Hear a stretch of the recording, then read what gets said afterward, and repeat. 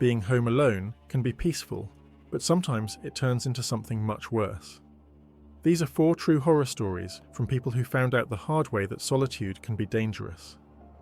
When I was 16, my parents decided to take a weekend trip and left me alone at home for the first time. At first I was excited. No rules, no one telling me when to go to bed. It felt like freedom. Around midnight, I was lying in bed scrolling through my phone when I heard the sound of our front door knob rattling. It wasn't a casual jiggle either. It was forceful, like someone was really trying to get in. At first, I thought maybe my parents had come home early and forgotten their keys. But when I peeked out from behind my curtain, I saw a man standing there. He was wearing a dark hoodie and jeans, and he kept his head low. My heart dropped into my stomach. I stood frozen for a few seconds, just watching him fumble with the lock. After a while, he stepped back and walked around the side of the house. That's when I knew it wasn't some innocent mistake. I grabbed a baseball bat from my closet and locked myself in the upstairs bathroom.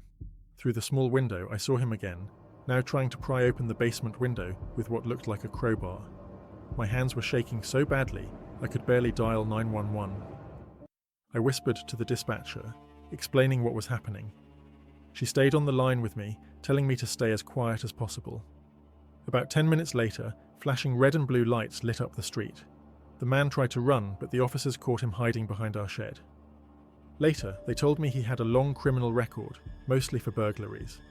If I hadn't heard the door, I don't even want to think about what could have happened. Second story, I was 22 years old and had just moved into my first real apartment by myself. It was a tiny place in a sketchy part of town, but it was all I could afford. On my second night there, I woke up around 3 a.m. to a soft tapping on my front door. Half asleep, I sat up in bed and just listened. After a few seconds, the tapping turned into a steady, rhythmic knocking.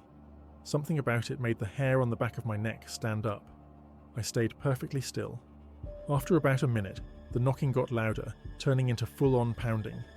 I sat there, heart racing, trying to figure out what to do. Then, I heard a man's voice, low and angry, saying, "I know you're in there. Open up." I felt like I was going to throw up. I grabbed my phone, crawled into the tiny coat closet, and called 911. While I was whispering to the dispatcher, I heard the sound of metal scraping against the lock, like he was trying to pick it.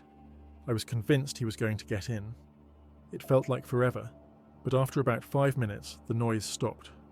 When the police arrived, they found pry marks on the door, but no sign of the man. They told me there had been multiple reports of someone targeting apartments late at night, knocking to see if anyone would answer before trying to break in. After that night, I installed a second deadbolt, a chain lock, and bought a cheap security camera. I never slept easy in that place again. Third story, when I was about 14, I stayed home from school one day because I was sick. Both my parents had to work, so they left me with the usual instructions to stay inside and rest. I spent most of the morning watching TV on the couch, wrapped up in a blanket. Around noon, I heard the front door open. I figured maybe my mum had come home to check on me, so I called out to her. No answer. I called again, louder. Still nothing. That's when I noticed that the footsteps didn't sound like my mum's. They were heavy, slow, deliberate. I immediately felt that gut punch feeling of something being wrong. I grabbed my phone and slid under my bed. I tried to stay as still and quiet as possible. From under the bed, I could see the shadow of someone standing in the hallway outside my room. They just stood there, silent, like they were listening. It felt like an eternity, but finally the person turned and walked back down the hall. I heard the door open and close. I stayed hidden for another hour, terrified they might still be inside. When I finally worked up the nerve to check the house, I found muddy footprints leading from the front door to the hallway and back out again. The police said it looked like someone had walked in off the street, maybe thinking the house was empty. We never found out who it was. After that, my parents made sure every door and window was locked at all times. Fourth story, I was 17, and my parents had gone out for a late dinner, telling me they wouldn't be back until after midnight. I didn't mind being alone. I actually enjoyed it. I was sitting in the living room watching a movie when I noticed headlights pulling into our driveway.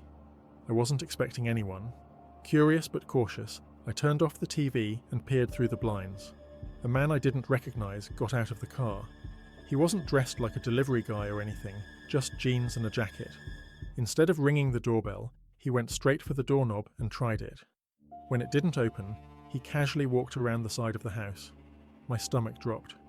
I ran to the back door and locked it just as he reached it. Through the window I could see him pulling on the handle, testing it.